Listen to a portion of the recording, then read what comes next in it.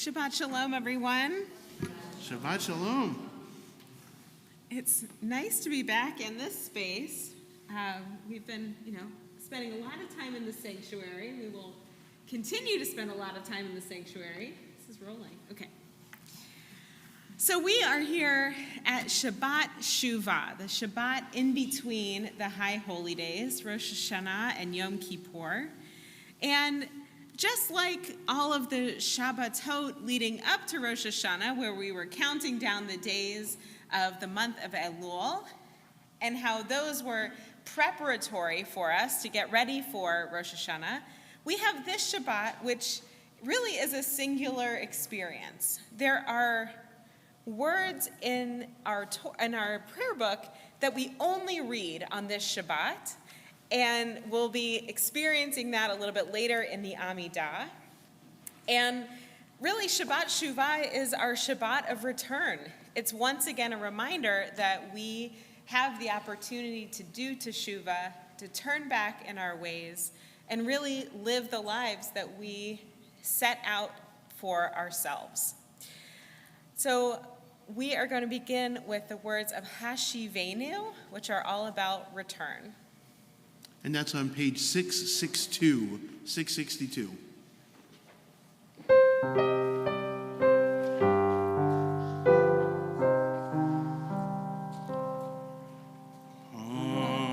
Hashivenu, Hashivenu, Adonai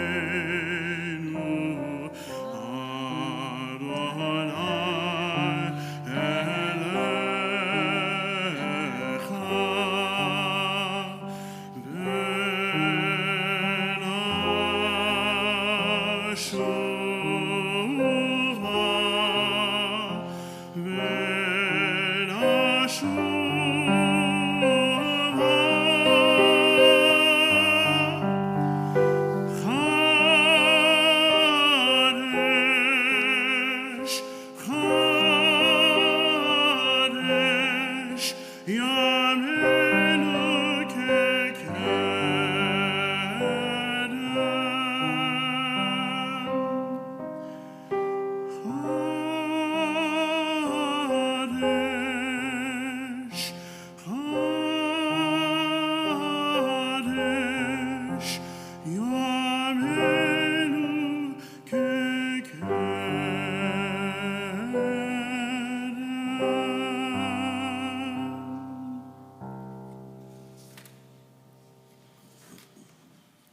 I'd now like to call up Janine to offer us words of welcome from the board.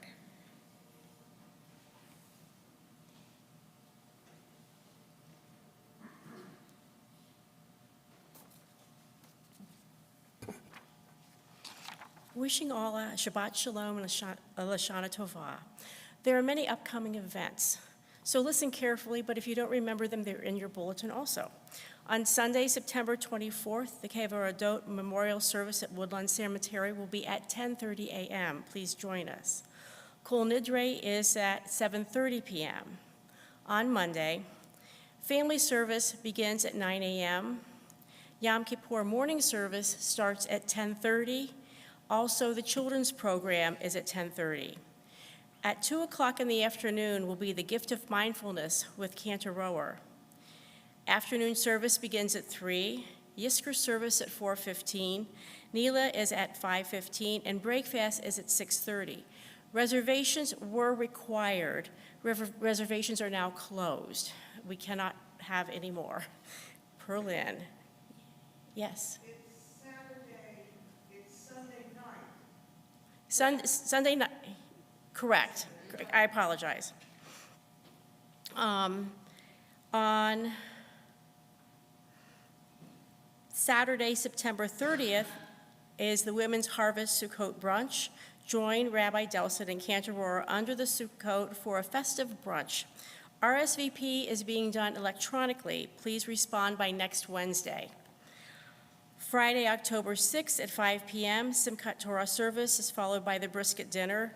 Please RSVP to Lynn via email by Friday, September 29th. Please pick up your grocery bags for our High Holy Day food service. drive and return them on Kol Nidre or Yom Kippur. Please join us for Kiddush in the hallway where we have the opportunity to greet each other. Wishing all Shabbat Shalom and Lashana Tovah. Shabbat Shalom, Shana Tova. And just to add to that, next Friday night is Erev Sukkot, where we will have the opportunity to shake the lulav and the etrog and celebrate with our kindergartners who are having their consecration. It's a little bit different this year. It's for all ages, not just for young people, so I hope you will join us. One of the traditions of Shabbat Shuvah is poetry. Poetry reaches our hearts in a different way than just prose. And so tonight we are going to be having a discussion about some poetry in the Torah. And I also wanted to start with a poem written by Rabbi Rachel Barenblatt, who is known as the Velveteen Rabbi. And this poem is entitled Teshuvah.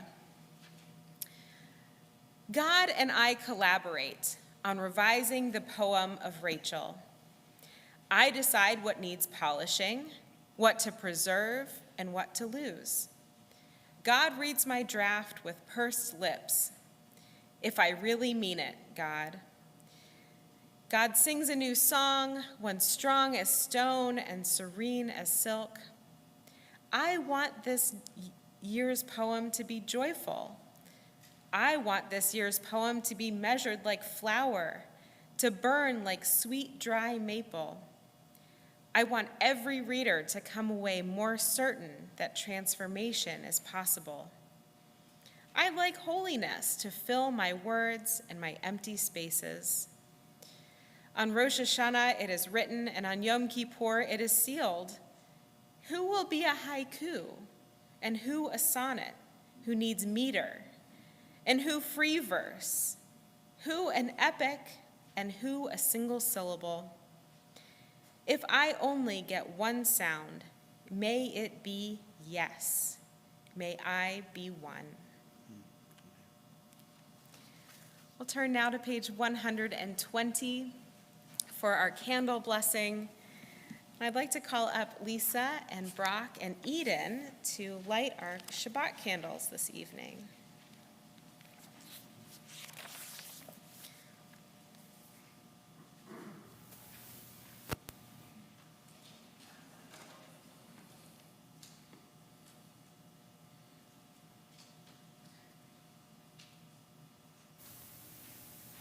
You can read either one or two, number one or number two, if that's okay with you.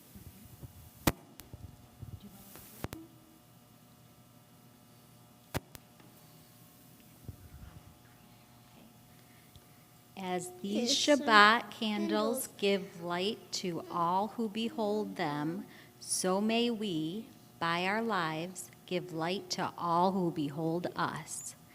As their brightness reminds us of the generations of Israel who have kindled light, so may we, in our own day, be among those who kindle light.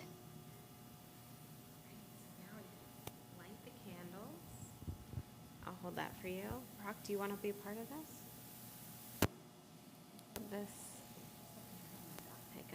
Pick up that and light it that way.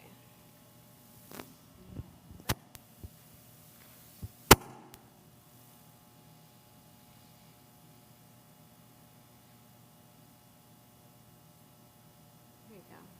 That's good.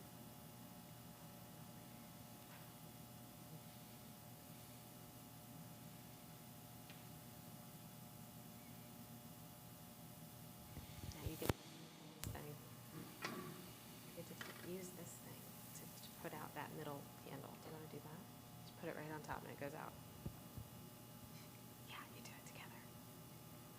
Okay. Yeah. Oh, all done. Yeah, it's all gone. Okay. Now let's sing a blessing together.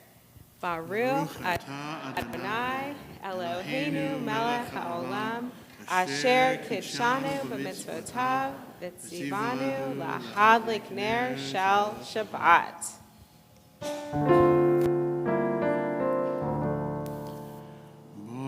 Baruch atah Adonai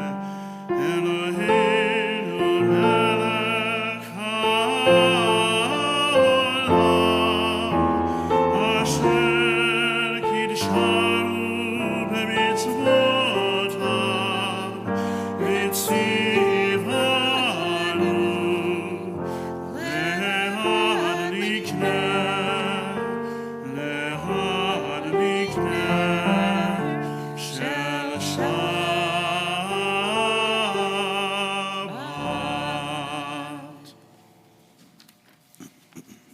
Page 138 for Lecha Dodi.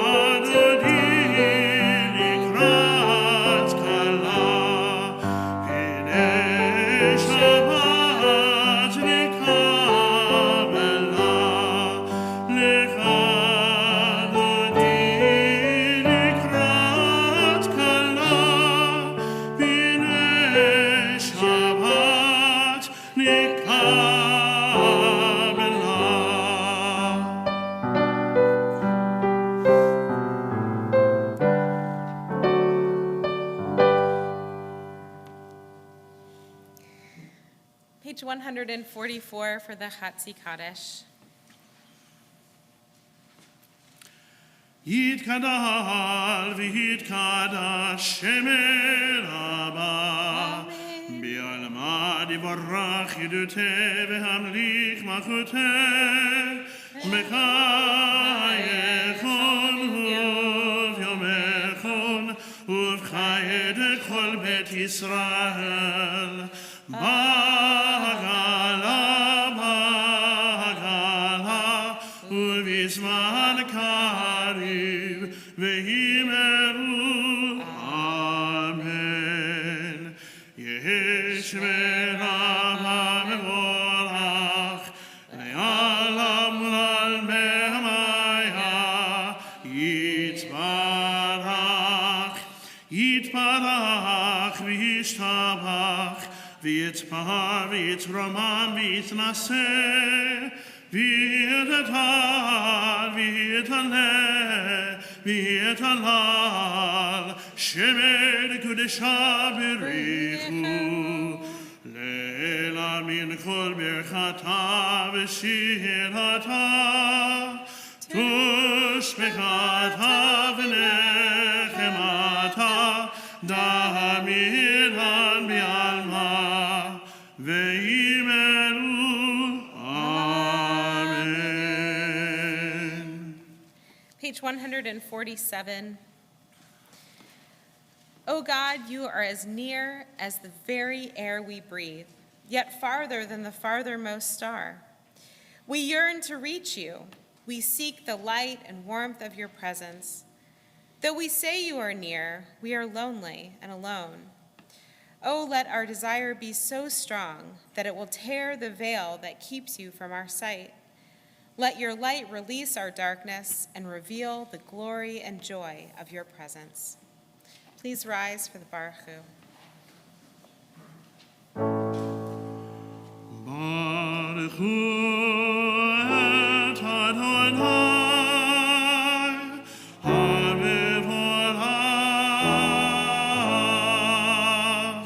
Baruch Adonai, Hamevorach, Le'olam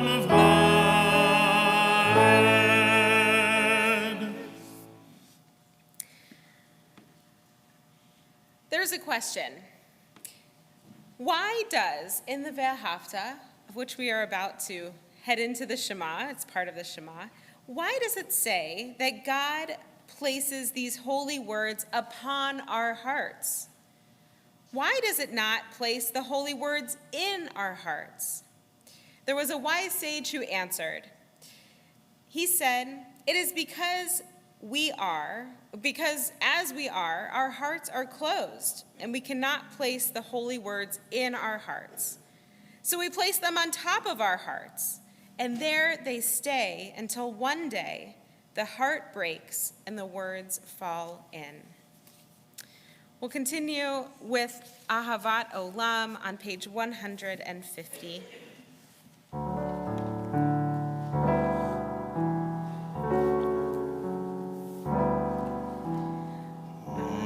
Ahavat Olam, Beit Yisrael,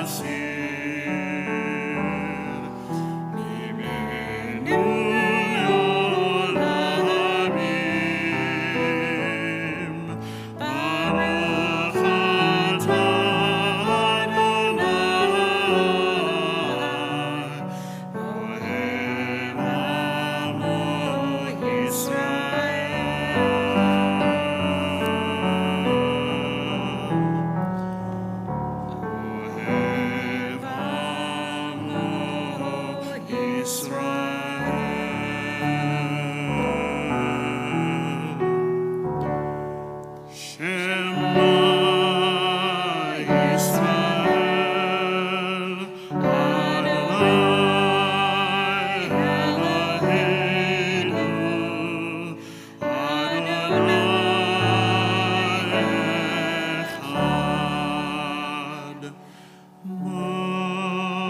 Baruch Shem kevod malchuto leolam vaed. Please be seated.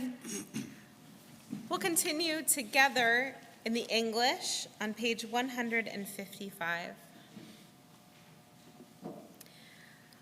Love your God with every heartbeat, with every breath, with every conscious act.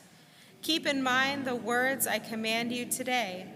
Teach them to your children. Talk about them at work, whether you are tired or you are rested. Let them guide the work of your hands. Keep them in the forefront of your vision. Do not leave them at the doorway of your house or outside your gate. They are reminders to do all of my mitzvot, so that you can be holy for God. I am Adonai, your God. I led you out of Egypt to become your God. I am Adonai, your God. Mi Chamocha is on page 158.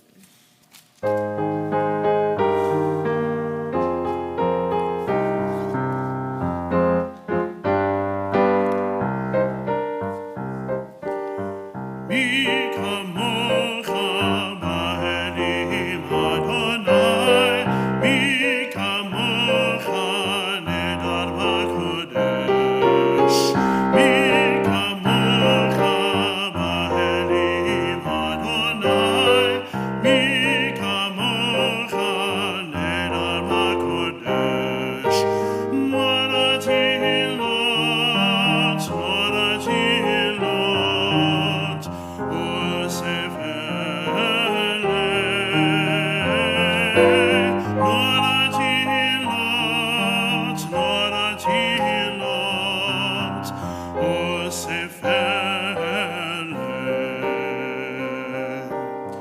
Malchut kara uvanecha, Mokeh hayam lifnei Moshe uMiriam, Zelihanu ve'ameru, Adonai imloch, Adonai imloch, le'olam vaed. Adonai imloch, Adonai imloch, le'olam vaed.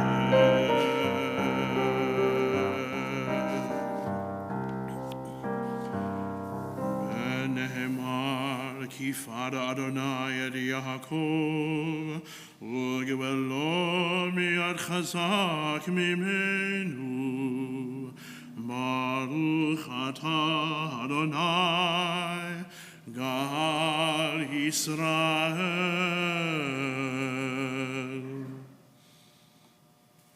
Page 161, the bottom of the page. Give us a place to rest, Adonai our God. Bring us into shelter in the soft, long evening shadows of your truth. For with you are true protection and safety, and in your presence are acceptance and gentle love. Watch over us as we go forth. Prepare for us as we return. Spread over us your shelter of peace, over all we love, over our Jerusalem and yours. Baruch atah Adonai, haporei sukat shalom aleinu, ve'al kol amo Yisrael, ve'al Yerushalayim.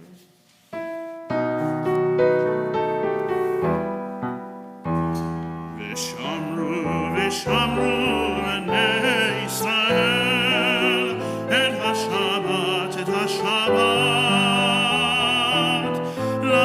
לעשות את השבת לדורותם ברית עולם. ביני ובין בני ישראל אותי לעולם.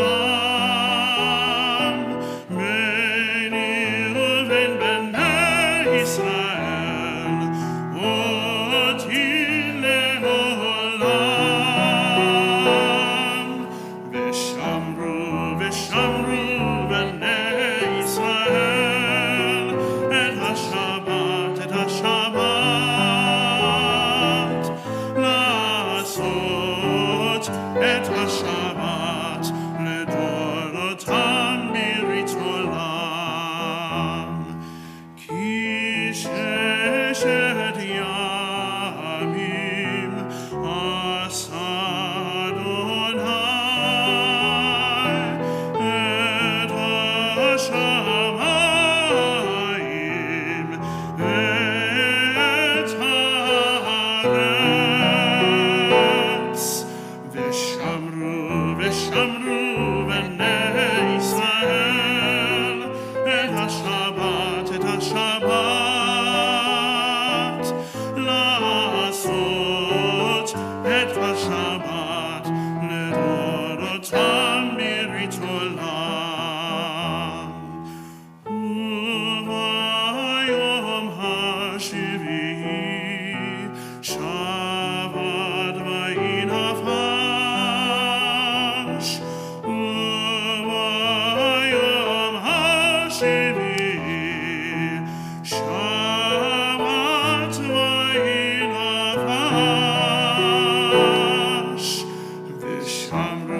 ושמרו בני ישראל את השבת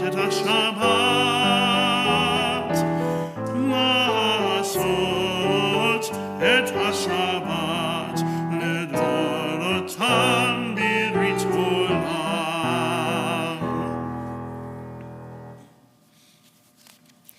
Turn now to page 164. Before we begin, though, I just want you to look on page 166. You'll see in the smaller print in the middle of the prayer the Shabbat Shuvah.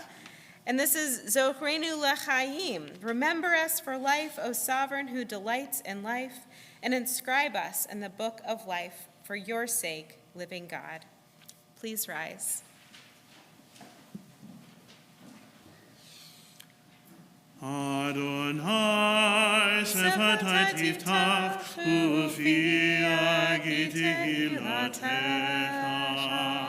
Baruch atah Adonai Eloheinu Elohei avotenu v'imotenu Elohei Avraham Elohei Yitzchak Elohei Yaakov Elohei Sarah Elohei Rivka Elohei Rachel Elohei Leah Ha'el HaGadol HaGibor v'Hanora El Elyon Gomer Chasadim Tovim V'koneh HaKol V'zocher Chasdei Avot v'Imahot U'mevii Geula livnei b'neim למען שמו באהבה. מלך עוזר ומשיח ומגן. ברוך אתה אדוני מגן אברהם ועזרת שרה.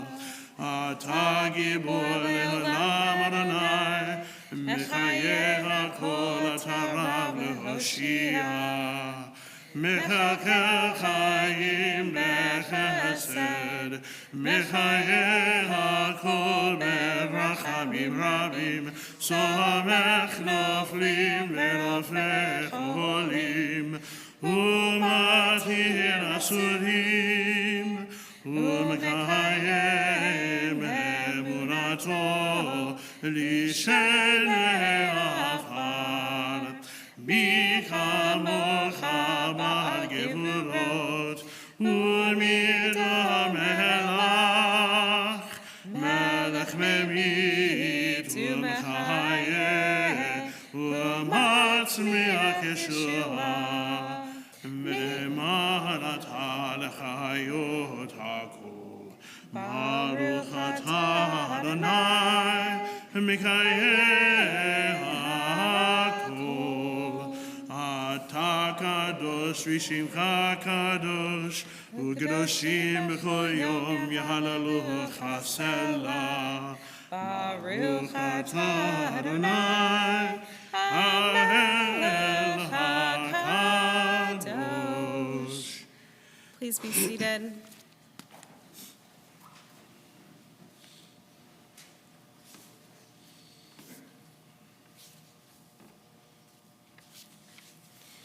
Page 176.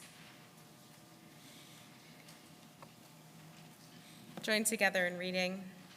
We acknowledge with thanks that you are Adonai, our God and the God of our ancestors forever. You are the rock in our lives and the shield of our salvation in every generation. Let us thank you and praise you for our lives which are in your hand, for our souls which are in your care, for your miracles that we experience every day, and for your wondrous deeds and favors at every time of day, evening, morning, and noon. O good one, whose mercies never end, O compassionate one, whose kindness never fails, we forever put our hope in you. For all these things, O sovereign, let your name be praised and blessed. Inscribe all the children of your covenant for a good life. O God, our Redeemer and Helper, let all who affirm you and praise your name in truth. Blessed are you, Adonai, your name is goodness, and you are worthy of thanksgiving.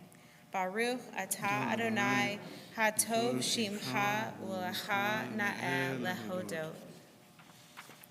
Turn back to page 174 for Ritzay.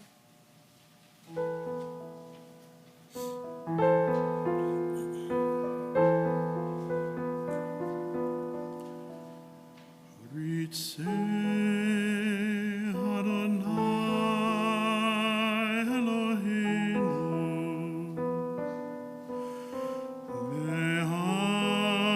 Me'amecha Yisrael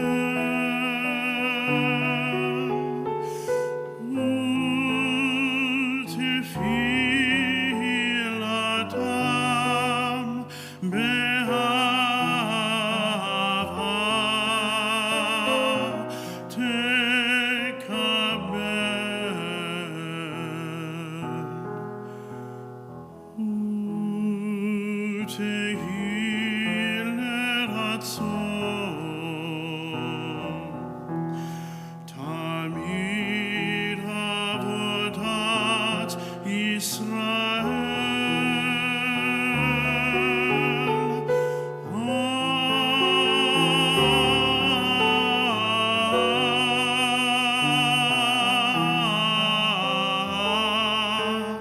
Israel Hamecha El Karov Lechol Koneha V'Pinei Olavatecha V'Chalelu Shevo Ruchacha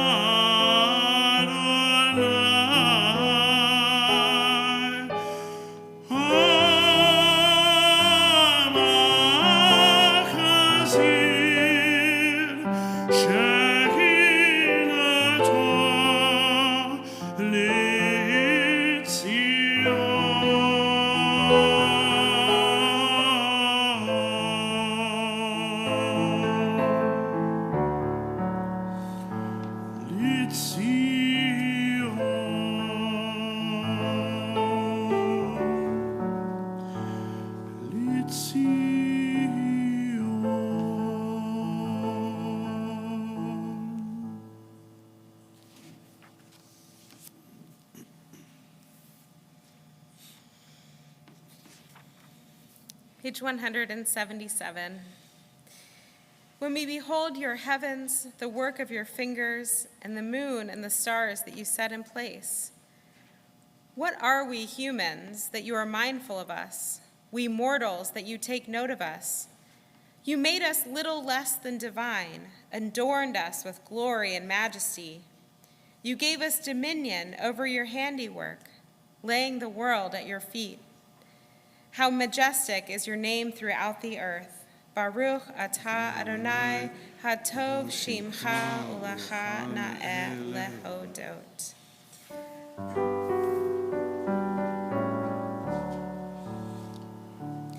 Shalom Rav al Yisrael Amcha Tasim Leolam. Shalom Rav al Yisrael Amcha Tasim Leolam. Ki Adon Melech Adon Lechol HaShalom. Ki Adon Melech Adon Lechol HaShalom. Shalom Rav al Yisrael Amcha Tasim Leolam. Shalom Rav al Yisrael Amcha Tasim Leolam. V'tov b'necha levarech et amcha Yisrael b'chol עת ובכל שעה בשלומך.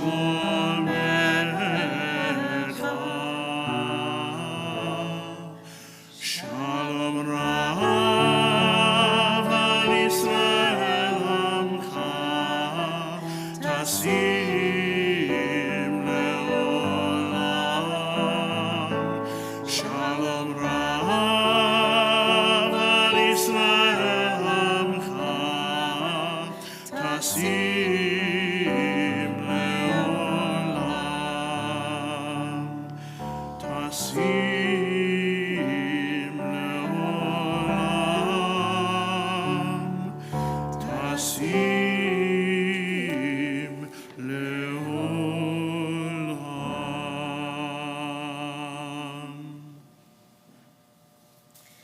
It's now the moment in our service when we pray for healing for the people in our lives who need it, whether it is the healing of their body or of their mind or their spirit. In our community, we are praying for the healing of Betty Benjamin, Marilyn Reinstein, Janine Rudy, John Rudy, and Alan Wagner. If there are other names you'd like to mention aloud, I would encourage you to do so. We'll start on this side of the room.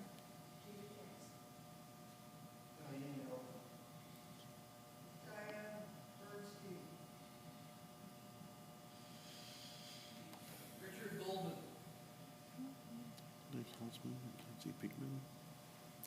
Words of the Mishaberach are on page 371.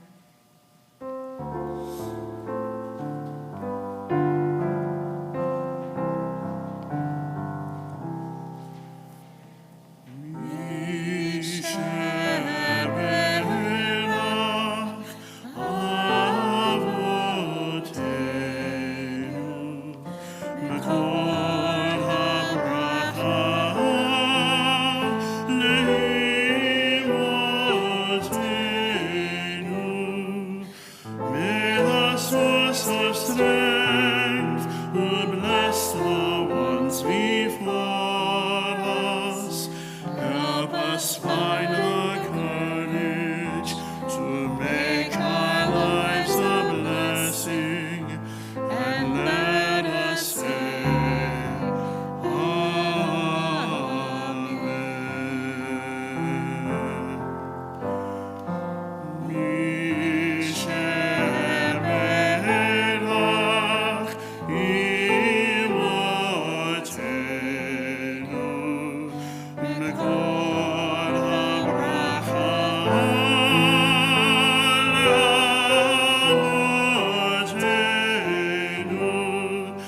Bless those in need of healing with refuah shelema, the renewal of body, the renewal of spirit, and let us say,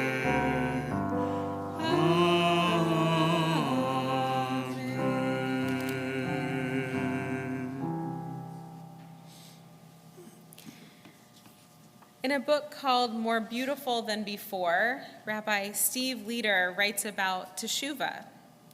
He says, one sage explained that sin is like pounding nails into a wooden chest. Repentance and forgiveness are like pulling the nails out. The nail may be removed, but the hole remains. Forgiveness does not undo the past, but it does make a different future possible. Take these words with us into our own personal prayer.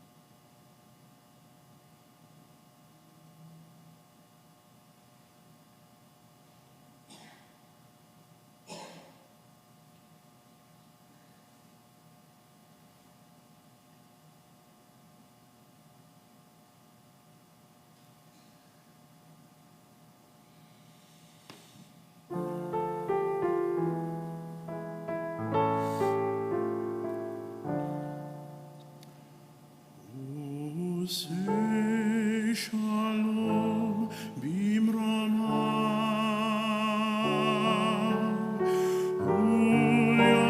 say shalom aleinu, ve'al kol Yisrael, ve'imru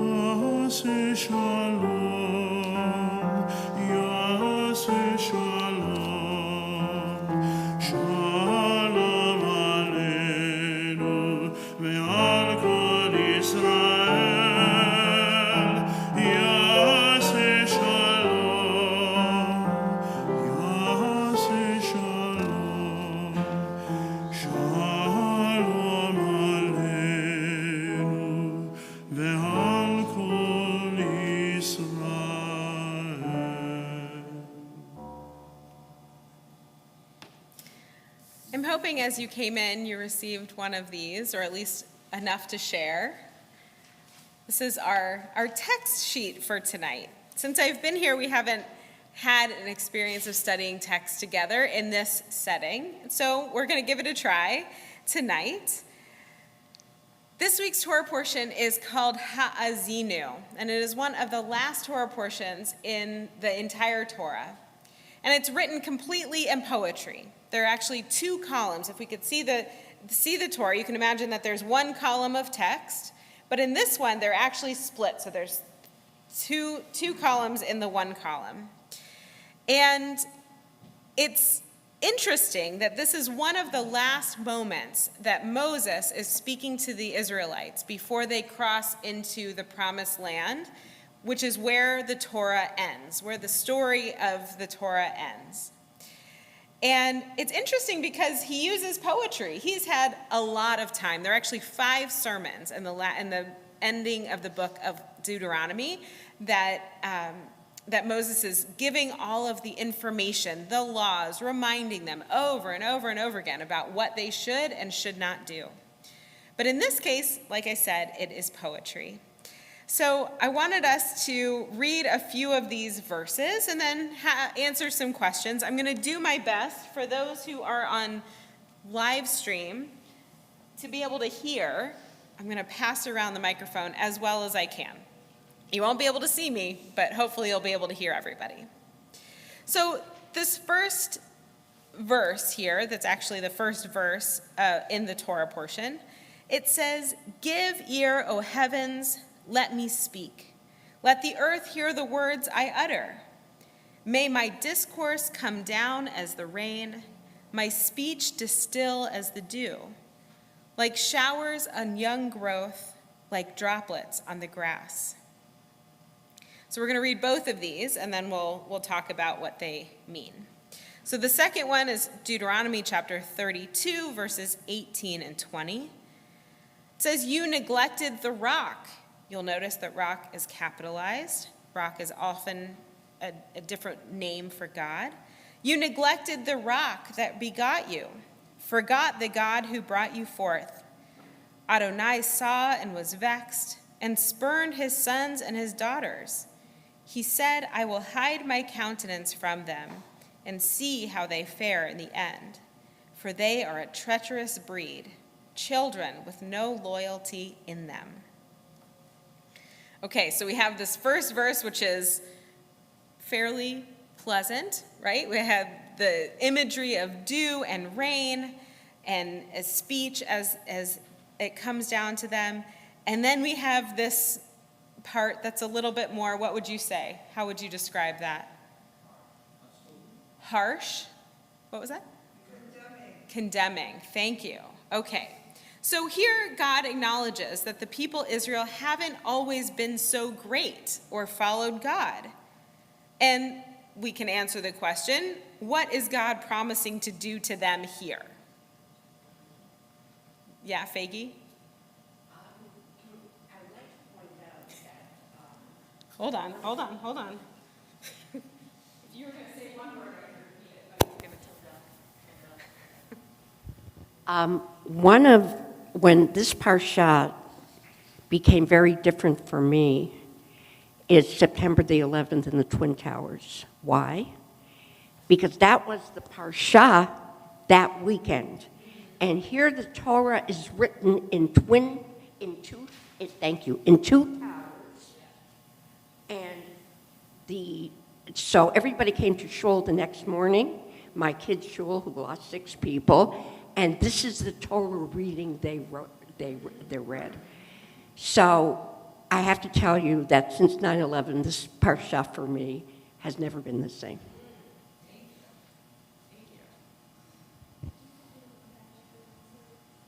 It's fine. Thank you. Do you have a response to the question? Oh, did anyone have a response to that question? It's written out on the bottom. It's the top.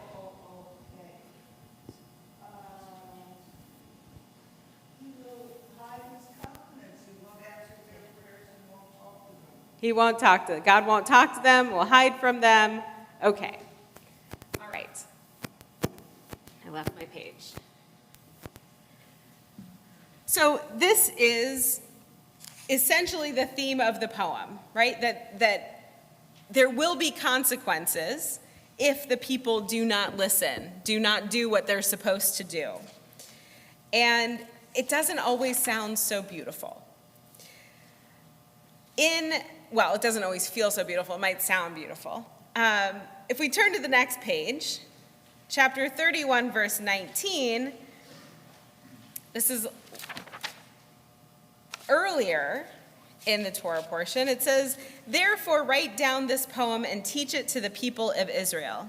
Put it in their mouths in order that this poem may be my witness against the people of Israel." So here we are given the reason for why we're supposed to write down this poem of Ha'azinu. And what is the reason?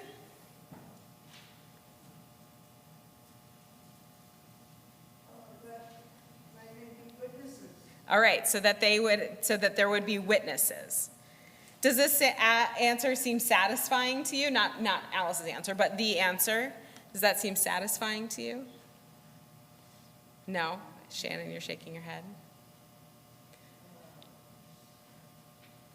That they would be telling about it and show it to the world. Okay, all right, so that they would be telling about it and showing it to the world. Okay. Great, so that they should always remember it, right? Any other thoughts? Okay. And they did show it to the world because two other great religions follow it. Okay, so because they did show it to the other world, 2 other great religions have come from it, have followed it. Beautiful.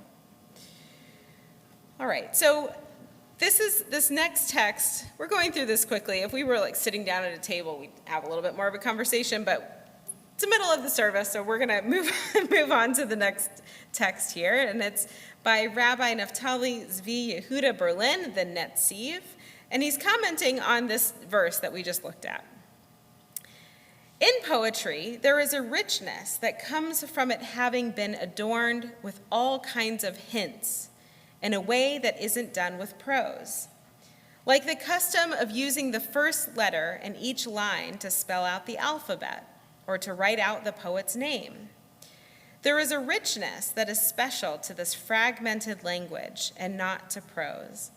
And it is well known that in order to achieve this level of richness, the poet is often forced to bend the language so that the beginning letters end up being the ones he is seeking.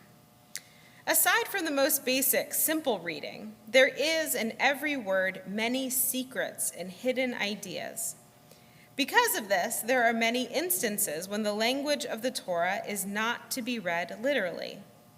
And all this is not true for the Holy Torah alone, but with all sacred scripture. Here, then, we learn the point of the poetry. Yes, it might be troublesome or problematic, but it is also powerful and written with a purpose that we cannot understand immediately.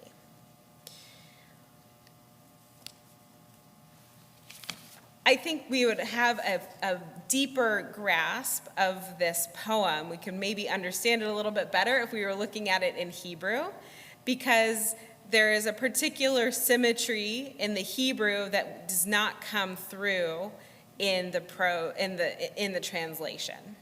But we get the idea of what this text is saying. The idea is that there are hidden meanings in each of the words. There are different ways that you can look at this text, this poetry, and that it may be challenging, but it is powerful at the same time. So if we think about this poem at the end of the Torah, one of the last things that Moses says to the people Israel, why do we think it is written in poem form? So Torah study is not about rights and wrongs. It's just about ideas and sharing thoughts. So you don't have to have the right answer. But why, if there is one, why do you think it is written in poem form?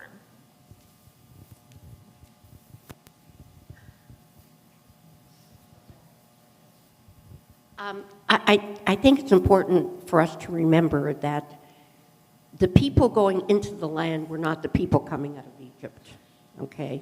There are only 2 people who came out of Egypt that went into the land. So here is a whole different generation who really didn't know Moses all that well either. So for me, I think it's like, I want to be sure you guys understand this. Okay? I want to be sure you guys understand it. Because your parents who came out of Egypt all died in the desert, and you didn't know from being slaves. Okay? So for me, that's the connection. Also, if you take a look at the second question of why is it so negative, in a way, as I was listening, it almost is this Moses is saying, prove me wrong. Prove me wrong. Prove to me that you can be better.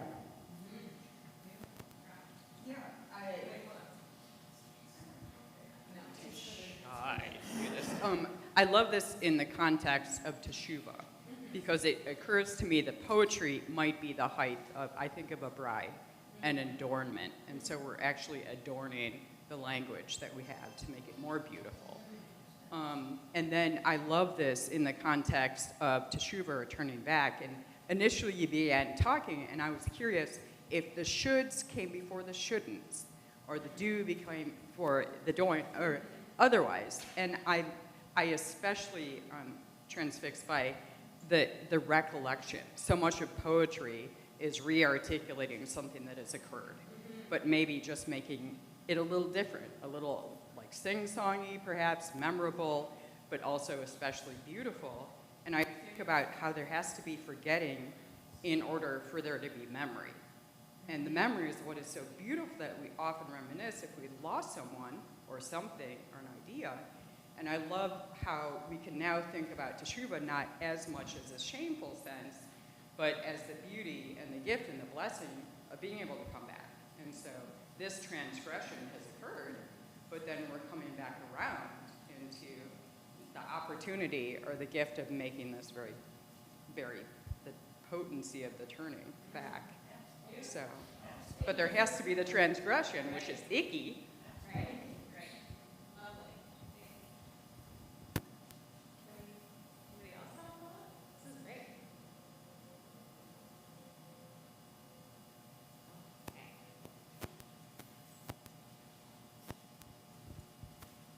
It seems to me that when we put things into poetic terms, we are encountering an idea not with our heads, but in a way that we can pick up the idea, the notion, the essence of something, and appreciate it in deeper dimensions.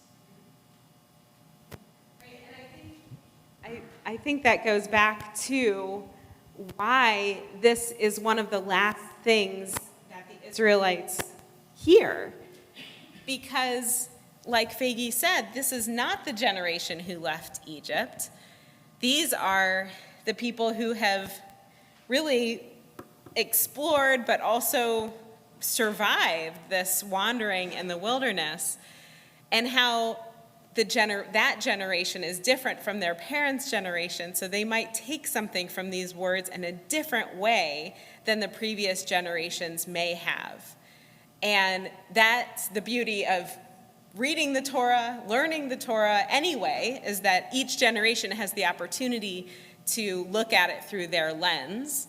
And even the more so with poetry, that when we read poetry, we put onto it our own understanding and our own lived experience, and therefore we can take out of it something different. I might take out something different than anybody else in this space.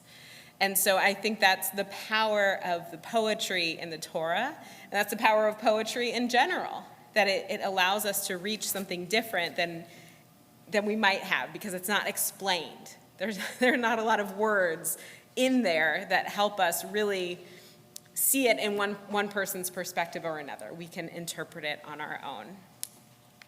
So thank you for participating in this study tonight. I hope that it allowed you to think in a different way, or think about this Torah portion in a way that you might not have before. We're going to return now to our prayer books to page 586 for Aleinu. Please rise.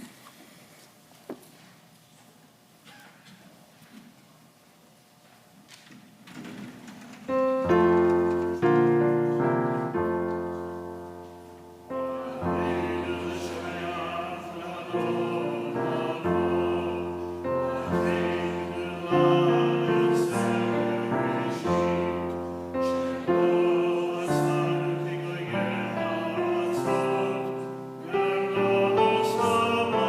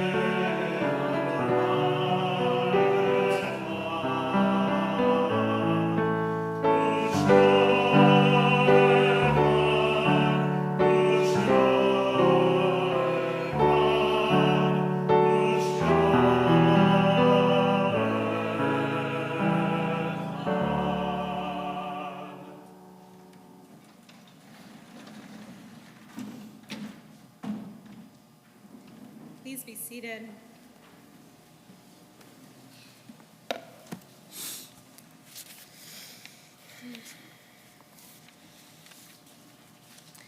Page 594.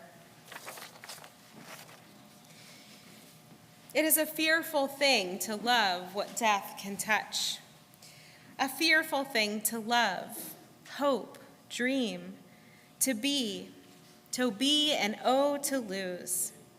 A thing for fools this, and a holy thing to love.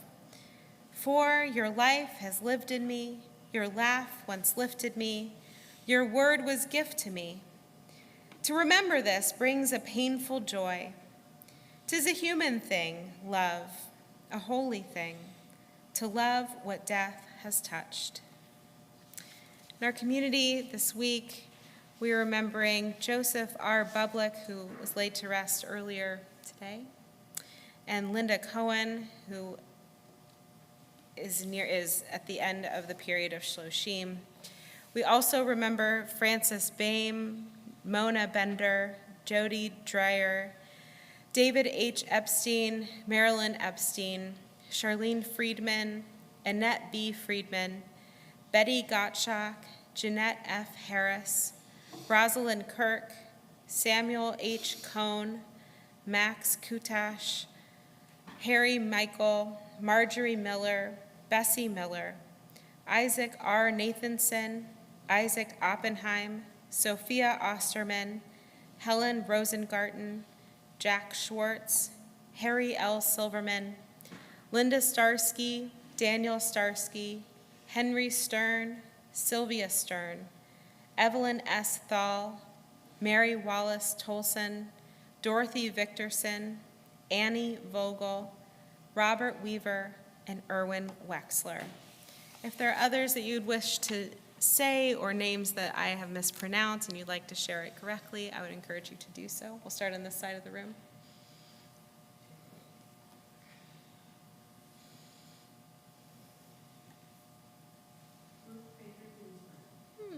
Thank you. Mourner's Kaddish is on page 598. Please rise.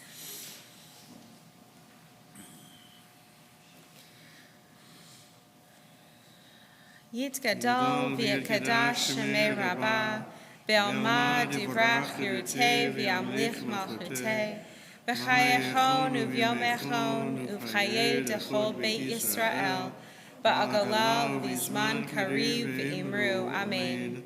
Yehei shmei rabbah mevorach le'olam olamei almaya. Yitbarach v'yishtabach v'yitpa'ar v'yitramam v'yitnaseh, V'yatadar, v'yataleh, v'yatalal, shemei d'kudisha b'rechu, le'ela min kol birchata v'shirata, tushbechata v'nechemata, da'amiran be'alma v'imru, amen. Yehei shlama rabba min shemaya, v'chaim aleinu v'al kol Yisrael v'imru, amen. Oseh shalom b'imrumav, Hu ya'aseh shalom, aleinu v'al kol Yisrael v'imru, amen. May the one who creates harmony on high bring peace to us and to all Israel, to which we say, amen. Amen. You may be seated. Andy, what is our closing song for tonight? Adon Olam. Don Olam. What page is it? That's a good question. 636? That's Ian Kilahenu. Oh, okay. Janet, what number is it? 625? 625. Wow. Wonderful. Thank you. Thank you.